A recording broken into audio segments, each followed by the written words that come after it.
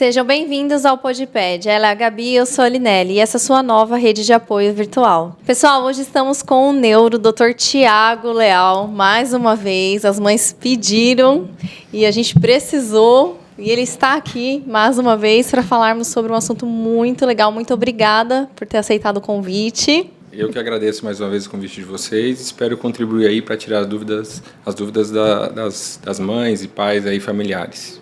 Mandaram bastante dúvidas sobre um tema muito importante, que é a hiperatividade, o TDAH. O que é? Explica para as mães aí. Então, TDAH, né, como o nome já diz, transtorno de déficit de atenção e hiperatividade. Tá? É um transtorno do neurodesenvolvimento, do comportamento, caracterizado por 3 pontos importantes: a falta de atenção, né, a desatenção, a impulsividade e hiperatividade. Ele pode vir com tudo isso, né, com os 3 pontos, ou um predomínio de um dos dois, né, o predomínio da desatenção, da falta de atenção, ou da impulsividade e hiperatividade. E até ao contrário do que muitas pessoas pensam, ele não é um transtorno de aprendizado, né, ele não tem a ver com escola, ele tem a ver com vida, né, a vida da pessoa. Então a pessoa tem isso o dia inteiro, o tempo inteiro, 7 dias da semana. Não é uma doença, que acho que é importante também falar, é um transtorno comportamental, como eu falei, desatenção, hiperatividade e impulsividade. E esse transtorno ele é novo ou ele já é uma doença antiga? Não é uma doença? Ele é algo muito antigo, que não é de hoje, não é uma moda, não é inventado, não é para vender remédio, não é para ter o medicamento ou a droga do comportamento, como já apareceu tempos atrás em revistas, etc. Mas é algo que tem aí 30, 40, 50 anos, tá? E sempre existiu e vai continuar existindo. Está mais do que estudado, mais do que, vamos dizer assim, documentado em termos de trabalho científico, pesquisa. Então ele existe, tem tratamento, tem como melhorar, mas como outros transtornos ele não tem cura. Você tem controle, ou seja, qualidade de vida, né? Para a vida inteira da pessoa, né? Geralmente ele é diagnosticado na maior parte das vezes na infância, né? Porque os sintomas ele tem que aparecer até, por exemplo, mais ou menos o 12º ano de vida, até os 12 anos. Não que depois não possa, mas aí é um diagnóstico mais tardio. E abaixo dos 6 anos de idade, por exemplo, é mais difícil de você chegar a uma conclusão em termos de certeza diagnóstica. Você pode ter uma suspeita, mas o diagnóstico nessa idade de 4 anos, 3 anos é mais difícil.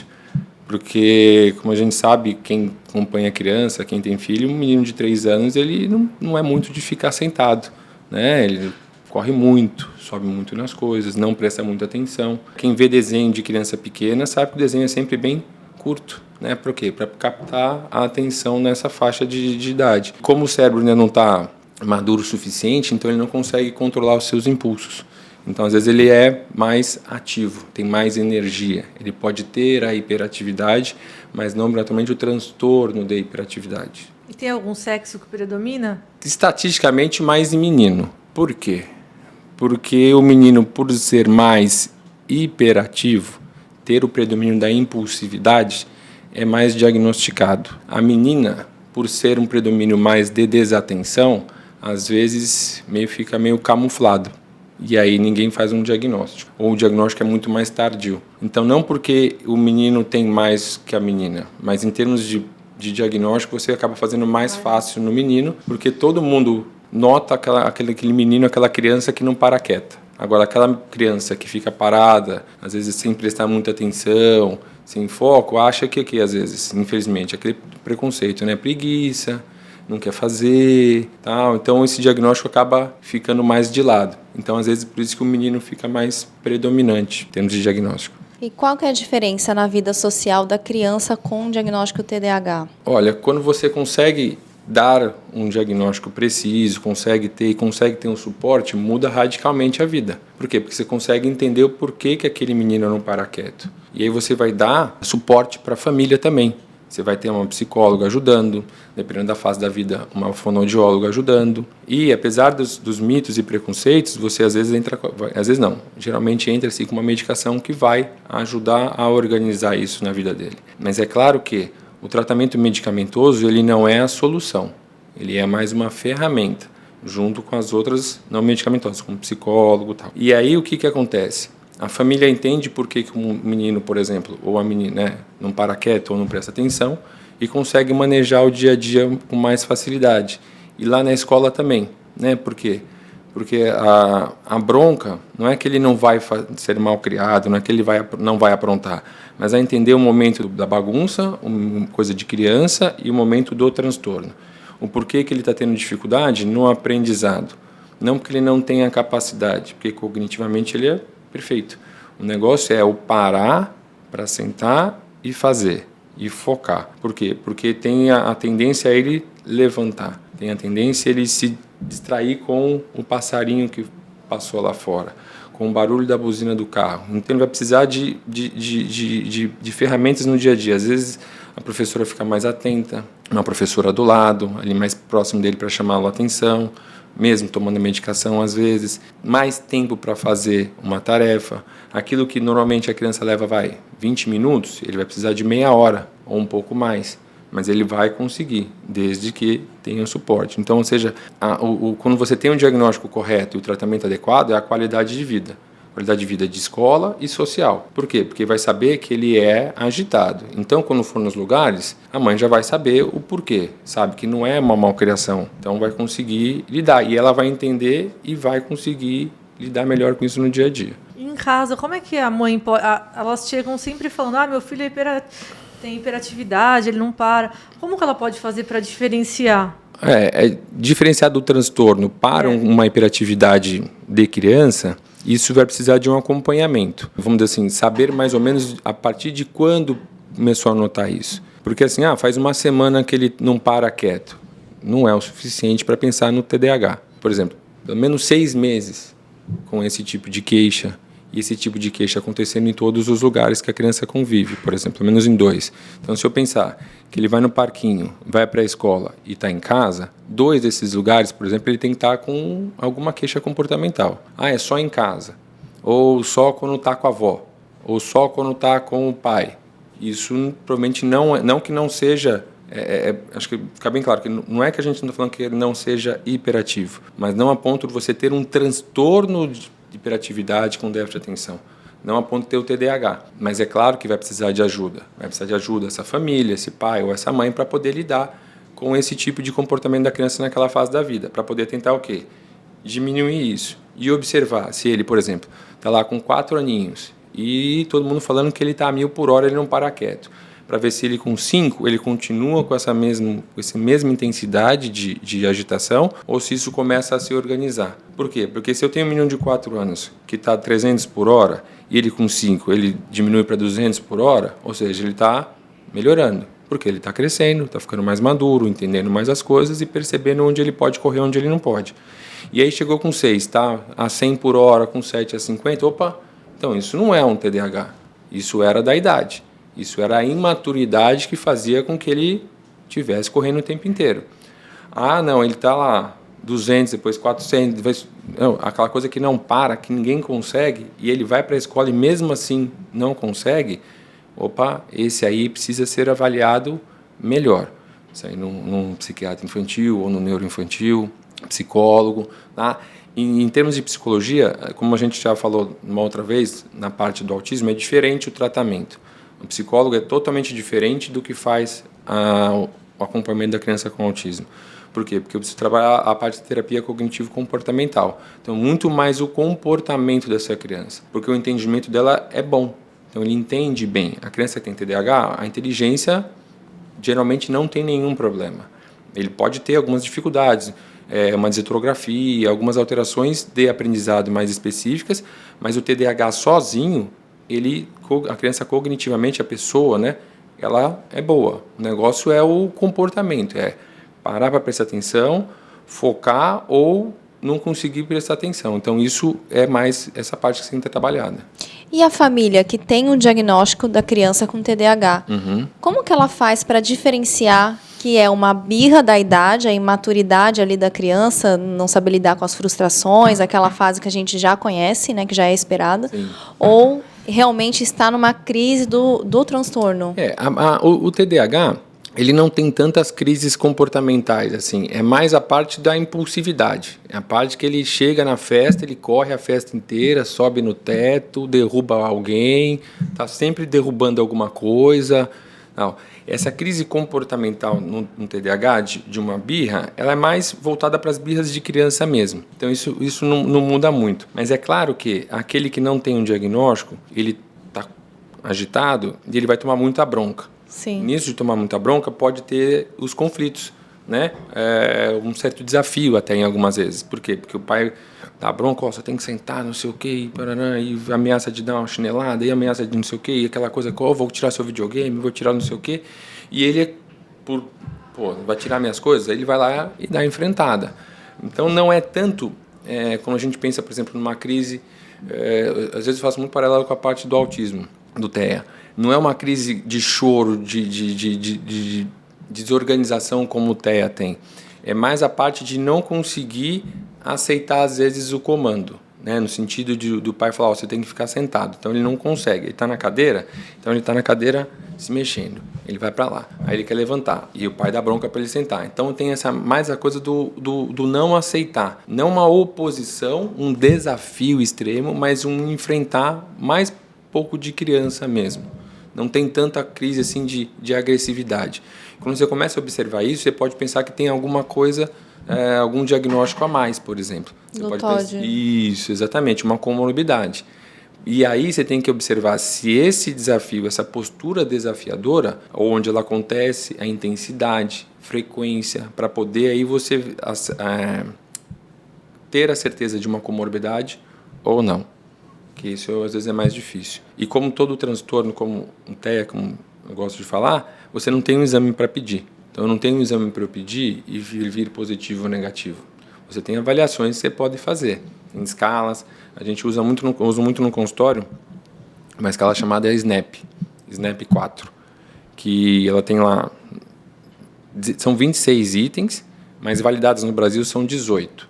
Que aí você pode dar para a família preencher ali na hora, ou levar para casa e trazer depois, que ela vai assinar lá 4 colunas na frequência das perguntas. Nem um pouco, bastante ou demais. Então ela faz um X em qual se enquadra. E aí você tem uma pontuação para os 9 primeiros itens e para os outros 9. Dependendo da intensidade e frequência dos sintomas, né, de bastante ou demais, isso é um sinal que possa ter um TDAH, mas isso é para criança. Para o adulto você tem uma escala que é diferente. Então eu fiz essa escala lá com a família, peguei o relatório da professora, pronto, acabou, está diagnosticado TDAH. Não, calma, observar. Isso é um auxílio para você ver se isso realmente é um déficit de atenção importante ou uma hiperatividade importante. Ajuda bastante? Ajuda, mas ela não é uma escala de diagnóstico, é uma escala para te auxiliar no dia a dia e falar, opa, esse aqui precisa ser acompanhado, porque ele pode ser que ele tenha o famoso TDAH. E tem grau? Assim, grau é mais difícil de a gente ter. Nessa parte a gente não tem grau, mas a gente tem os tipos, né? Que nem eu falei. Você tem mais aquele tipo desatento, o tipo impulsivo e hiperativo, e como se fosse um misto, que tem um pouco dos dois. É mais essa parte. A intensidade, a gente não tem um instrumento para avaliar e falar se é grau 1, 2, 3, moderado, leve ou grave. Porque, assim, somente a criança quando tem a impulsividade, né, a hiperatividade, o grau sempre vai ser extremo. Sim. Porque ele corre, porque ele não para, porque ele está 1000 por hora. Então, sempre você vai medir, vamos dizer assim, se for dar alguma coisa para medir, ele vai dar sempre extremo. Porque, imagina, você está aqui sentado e o moleque está correndo uma maratona. Correu a volta aqui 5 vezes, foi lá embaixo, voltou, tal. Então, porque eu falo, a mais difícil ao olho, assim, é o hiperativo, porque ele salta aos olhos. Então, o diagnóstico é mais fácil, né? Por quê? Porque a escola fala, tá correndo muito, não senta. A mãe fala, não senta. Então, esse é mais tranquilo, sim. Mais tranquilo, maneira de dizer. A tranquilidade que eu falo é você chegar no diagnóstico. Agora, o que tem a desatenção é mais difícil. Por quê? Porque é uma situação. Ele não presta atenção na aula, mas ele presta atenção no celular. Mas ele presta atenção na televisão. Presta atenção no videogame. É fácil prestar atenção. Porque 3D. O livro, a professora falando, não motiva.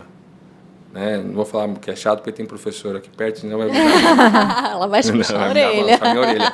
Mas, né, o professor falando tal, o livro ali, para as crianças hoje, o celular é muito mais motivador. Então ele presta atenção e esquece do mundo. Então ele concentra, ele tem foco. Então ele fala assim, putz, mas ele presta atenção lá, mas não presta atenção cá. Então ele não é. Não, ele pode ser, porque é fácil o celular de prestar atenção. O jogo, né, os jogos que tem hoje aí online, putz, põe aquele fone no ouvido e as crianças jogam lá horas, é fácil. Mas o prestar atenção nas tarefas é o mais difícil. Então por isso que não dá assim, uma vez veio, ele é e tal. Não, vamos ver como é que ele é em casa, como é que ele é na escola, como é que ele é com a terapeuta, fazer avaliação com a psicóloga, preencher as escalas, mensurar isso de uma maneira mais objetiva para poder chegar no diagnóstico de mais certeza. E tem algum fator que aumenta as chances disso? A gente tem fatores de risco, né? Pensando, por exemplo, no período neonatal, pré-natal, lá tudo, a prematuridade é um fator de risco, né? Uma internação na UTI quando nasce é um fator de risco. Por quê? Porque isso pode levar a uma lesão e essa lesão pode ser um fator desencadeante do TDAH. Não é que ele foi prematuro, ele ficou lá nos cuidados intensivos e ele vai desenvolver o TDAH. Não é regra, né? Não.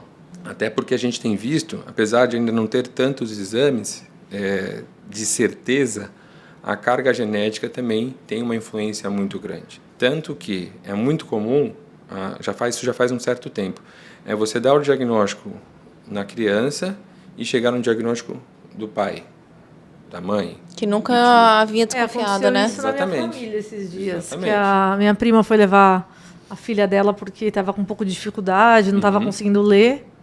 E aí ela virou para mim e falou, eu saí de lá com diagnóstico de TDAH, estou tomando remédio. Eu falei, mas do nada você...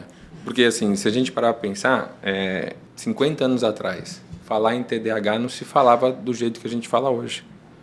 Quantas vezes se falou que a criança que não prestava atenção lá atrás era preguiça e outros nomes que falar aqui vai ficar, né, não muito agradável. Era bagunceiro. Exato. Né? Entendeu? Então, a pessoa cresceu, se virou, tá lá, deu o seu jeito, mesmo com a desatenção lá em cima, e mesmo com a hiperatividade lá em cima. Aí teve um filho ou sobrinho que hoje chegou no diagnóstico, aí começa a conversar, aí vai ver, poxa, mas eu era assim quando era na escola. Aí vai buscar uma avaliação, vai buscar, bimba, diagnóstico. E outra coisa que chama atenção nesses casos é o quê? Essa pessoa, esse adulto, é um adulto que teve vários problemas durante a sua adolescência, durante seu início da vida adulta. É muito comum a pessoa que não teve o diagnóstico, não foi tratada adequadamente do TDAH, ter problema com álcool, com droga, problema comportamental, às vezes até com polícia. Essa parte é muito comum na adolescência e no início da vida adulta ter isso. Outra coisa, mudanças de emprego, não consegue parar no emprego. Por quê? Porque como ele não tem um rendimento bom por não prestar atenção, por não parar, não cumprir os prazos, não pela falta de capacidade, porque a inteligência dele está lá. O negócio é ele se organizar para fazer aquela tarefa. Então vem o chefe cobrar. Ele é desorganizado, ele é bagunceiro, e aí ele não cumpre o prazo, manda embora. Manda embora. E os colegas de trabalho também vão se queixar. Sim. Por quê? Porque ele não cumpre o prazo, porque ele está toda hora lá na mesa do colega, porque ele está fazendo esse tipo de comportamento. Então tem problema. Problema também, não só de trabalho, mas com amigos, relacionamentos. É muito comum, é um pouco comum, esse adulto não ter um relacionamento tão bom com a companheira ou com o companheiro. Já ter tido 1, 2 ou 3 divórcios, vamos dizer assim. Então, isso às vezes é comum nesse tipo de população. O tratamento do TDAH, ele é só com remédio ou dá para fazer de outras formas? Como que funciona? O tratamento, ele tem que ser... A partir do momento que você dá o diagnóstico, você consegue ter a certeza diagnóstica, é buscar a terapia e a medicação. Ele é feito juntos. As duas coisas são juntas. O remédio, ele pode até ser no segundo momento. Eu gosto no consultório de chegar no segundo momento. Por quê? Porque eu não quero que crie a ideia que o remédio vai resolver. Porque se eu der o remédio e a pessoa não fizer nada... Não vai adiantar. Não vai. tá? Então, o que eu sempre peço? Psicólogo, fundamental, importantíssimo, trabalho com a psicóloga. Dependendo da idade e como é que está em termos até de aprendizado de escola, a gente pede fono, psicopedagoga, e aí vai vendo de acordo com cada criança. E a medicação, tá? A medicação, apesar de às vezes a gente escutar algumas coisas aí, Instagram, Facebook, WhatsApp, as coisas que a pessoa fala, a medicação é segura, a medicação é boa, tem eficácia, tem efeito colateral? Tem, mas se parar para pensar, a dipirona tem efeito colateral. Então, o remédio ele pode ter efeito colateral, mas em 99% das vezes ele é totalmente seguro, tá? O metilfenidato, que é conhecido aí, todo mundo já ouviu falar da Ritalina, ele é um remédio muito bom, ele é ótimo. E tem também, sem fazer propaganda, mas tem o Concerta, que é outra medicação do outro laboratório, que também é segura, faz um efeito positivo. E tem o mais novo agora, que é o Venvance, ou Venvance, que é o mais novo que tem, e ele é muito seguro. Eles são diferentes entre si, mas são totalmente seguros. Tem efeito colateral? Tem. Como tudo tem. Mas eles têm sempre uma boa resposta. Então você tem que ver o perfil do paciente para ver qual medicação vai dar certo. Tem paciente com a Ritalina, fica sensacional. Tem paciente que não tem um efeito positivo. Você dá o Venvance, por exemplo, Venvance, e ele responde muito bem. Então você vai ter que ver ali qual é o perfil. Tem também outra coisa que é importante falar, o custo dessas medicações. Costumam ser bem altos. Então, né? A Ritalina, ela tem duas versões, a que dura pouco tempo e a que dura mais tempo. A que dura pouco tempo, ela tem um custo menor. A que dura mais tempo, ela tem um custo maior, porque laboratório. Os outros dois também têm um custo bem elevado. São remédios caros. O SUS não fornece. O SUS fornece, mas dava que essas coisas políticas sempre mudam, mas parece que ia tirar.